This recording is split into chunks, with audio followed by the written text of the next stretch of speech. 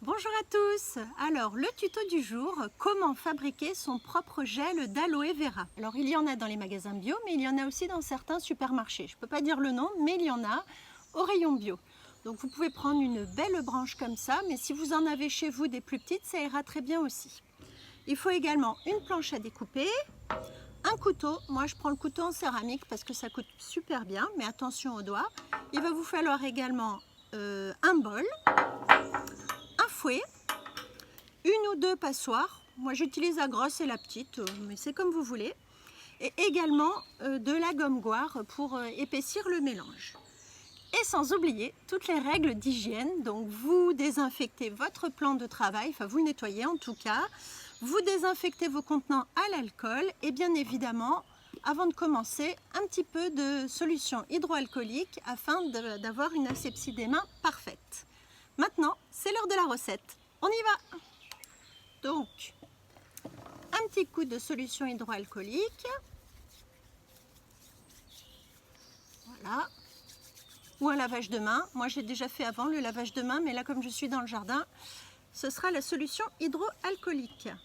Maintenant, je prends mon couteau et je vais couper ma feuille d'aloe. Donc, je vais couper la base, ici, là, en un tronçon, comme ça.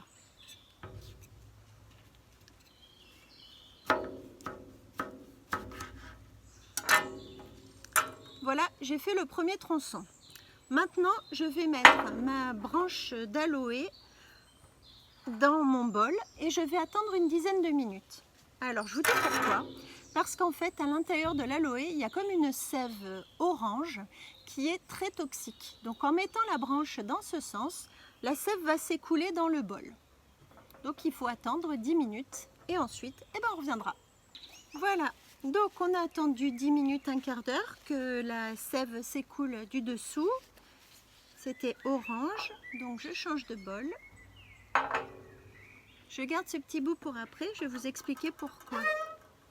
Maintenant, on va couper la feuille d'aloe. Donc je vais commencer par couper les côtés où il y a les épines. Je vais couper le bout aussi. Et après, je ferai des tronçons et j'enlèverai le gel.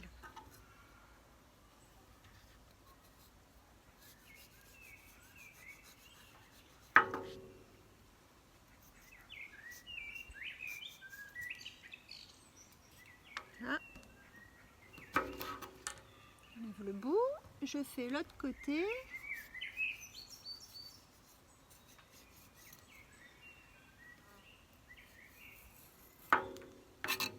Voilà.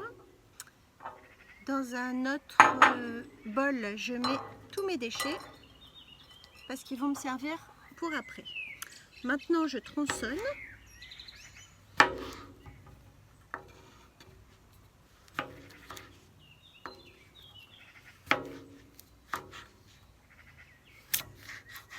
Voilà, j'ai des tronçons.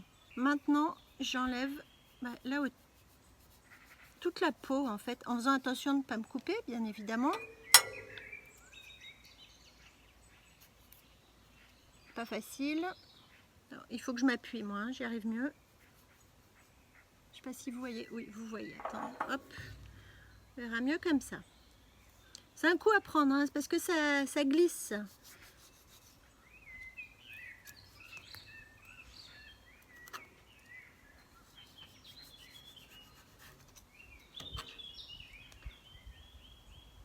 On commence à voir le gel. Hein. Et c'est important d'enlever toute la peau, hein, parce que la peau c'est un peu irritant.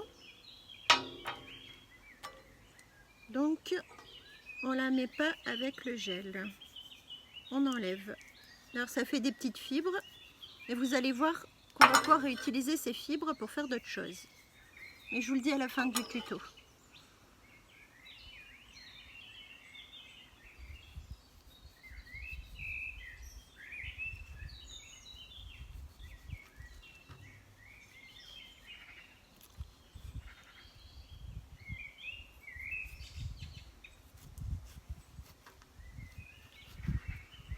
Voilà mon gel.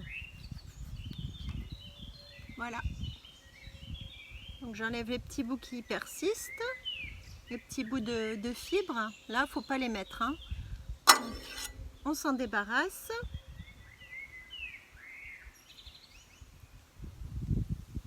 Ça fait vraiment, c'est très gluant, hein. On dirait un glaçon gluant en fait. Voilà. Ah, j'ai un petit bout qui est récalcitrant. Voilà, il ne veut pas partir au couteau. Il va partir de cette façon. Voilà, donc il faut faire pareil avec tous les morceaux, en fait, tous les tronçons. Donc on met là-dedans et on continue. Mon gros morceau, je le mets également dans ma poubelle. Alors là, il y a un côté plat, ça va être plus facile, parce que j'avais attaqué par le côté le plus difficile. Donc normalement, là, voilà, rapide et efficace.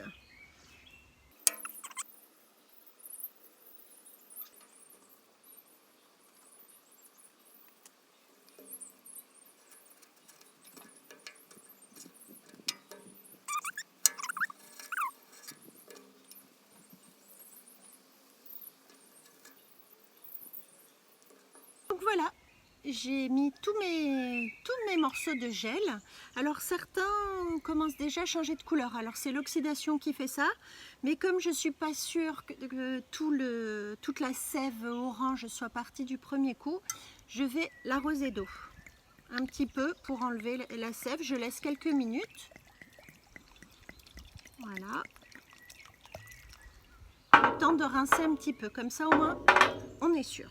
Pendant que mon gel d'aloe vera trempe dans l'eau, je vais vous montrer ce qu'on peut faire avec ce qu'on a enlevé, donc la peau sur laquelle il reste du gel. Voyez. Donc voilà Eva, ma fille, de dos, qui a pris un coup de soleil hier. Voilà, elle est bien rouge, donc j'ai déjà commencé à lui mettre de l'aloe vera, mais c'est quand même mieux d'en remettre tous les jours. Donc je vous ai dit de garder les peaux, parce que le gel qu'il contient a des grosses propriétés cicatrisantes. Donc on peut en mettre vraiment sur les peaux qui sont brûlées. Donc c'est tout simple, on applique de cette façon. Voilà. Ça va Eva? Voilà. Et voyez, le gel reste sur la peau. Donc on renouvelle, hein, vu qu'on a tout ce qu'il faut. Donc c'est facile, on en met. Et ça va calmer, cicatriser, calmer la douleur. Donc, autre utilisation des restes d'aloe vera. Mis à part l'utilisation pour les coups de soleil, vous pouvez également utiliser les morceaux pour faire du gommage. Donc vous en mettez sur vous, il y a des fibres, c'est un petit côté astringent, et ensuite on frotte. Donc, vous pouvez le faire sur le visage, le corps, comme vous voulez. Vous laissez poser allez, quelques secondes, et ensuite rinçage sous la douche ou à l'eau claire, et on essuie. Voilà, votre peau sera magnifique. Mis à part ça, et si on continue notre recette, alors je reprends mon bol avec mon gel d'aloe qui trempe. Je prends un nouveau bol que j'ai préalablement désinfecté à l'alcool ou que j'ai fait bouillir, et je me débarrasse des restes de l'aloe. Un petit nettoyage de main, une petite asepsie des mains s'impose. Voilà. Ça fait de mal à personne. Ensuite, je prends mon gel et je le mets dans le deuxième bol.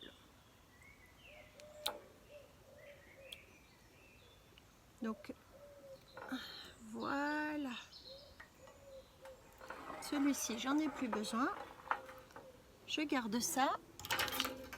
Et maintenant, je prends un fouet et j'écrase. Alors, on écrase avec ce qu'on veut, hein. Un fouet, un couteau. Un petit coup de couteau, ça va aider quand même à casser le gel. On peut le mixer aussi. Bon, finalement, comme c'est un petit peu plus long, je vais mixer. Bon, ben voilà, mission accomplie. Vous voyez, ça fait un joli gel. Bon, il y a un peu de mousse, mais c'est pas grave. Donc, je prends un autre bol. Je mets une passoire dedans. Celle-ci est bien pratique parce qu'elle s'accroche. Et je vais transférer mon gel.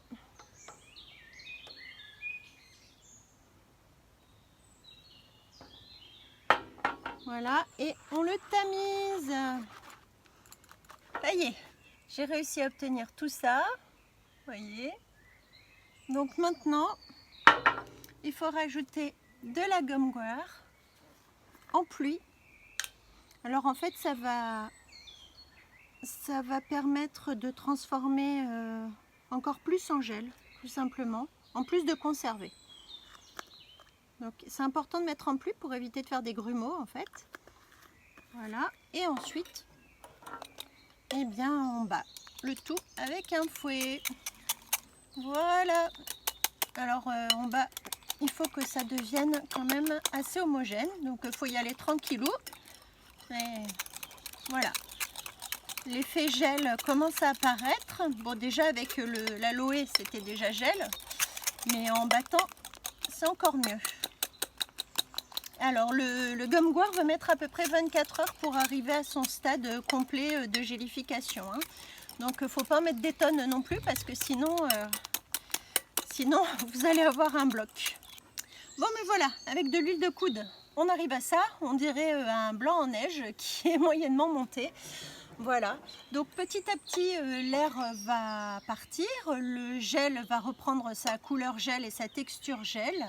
Vous n'avez plus qu'à transvaser cette préparation dans un flacon ou un bocal qui sera préalablement soit stérilisé à l'eau bouillante, soit désinfecté à l'alcool. Moi je vais le mettre dans un petit bol comme ça parce que je trouve que c'est plus pratique. Je vais le refermer. Avant chaque utilisation, on se lave les mains ou tout au moins, si on n'a pas accès à un point d'eau, on se les désinfecte à la solution hydroalcoolique. Parce que si vous mettez les mains dedans, vous allez contaminer votre préparation et vous pourrez la jeter.